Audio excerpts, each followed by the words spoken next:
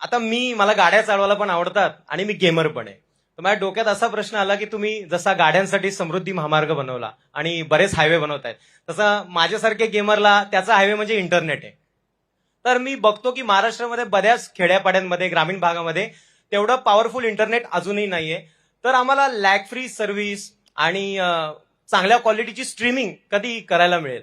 निश्चितपणे मला असं वाटतं की हा अतिशय महत्वाचा प्रश्न आहे आणि विशेषतः आय कॅन इमॅजिन की एखाद्या गेमरला जर लॅग आला तर काय परिस्थिती होईल. म्हणजे मला आठवतं की पूर्वी जेव्हा आपलं इंटरनेट सुरू झालं आणि त्यावेळेस एखादी वेबसाईट आपण डाउनलोड करायचो तर त्यावेळेस www टाईप केल्यानंतर ते लॅग जो यायचा तर त्याचं नाव वर्ल्ड वाईड वेबच्या ऐवजी वर्ल्ड वाईड वेट झालं होतं.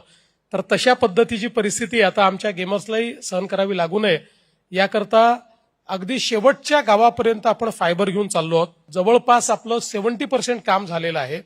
सो महाराष्ट्रामध्ये आज 40,000 गावं आहेत, 40,000.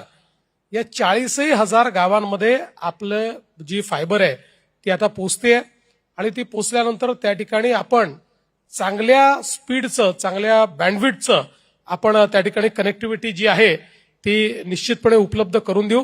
कारण हे खरं आहे की गाडी करता हायवे आवश्यक आहे, तसं तुमच्याकरता बँडविड्थ आवश्यक आहे. ती बँडविड्थ निश्चितपणे आपण देऊ. मी तुम्हाला अश्युअर करतो की येत्या 2 ते 3 वर्षात अगदी गावामध्येही एखादा जो कोणी ई स्पोर्ट्सवाला आहे, कोणी गेमर आहे, याच्यापैकी कोणी असलं तरी त्याला त्या ठिकाणी त्याची हार आणि जीत ही लॅगमुळे होणार नाही, ती त्याच्या स्किलमुळे होईल. पण there will be no lag. आम्ही 100% त्याला बँडविड्थ देऊ. Thank you CA sir. माझ्यासोबत सगळ्यांना उत्तरं भेटली. थँक्यू.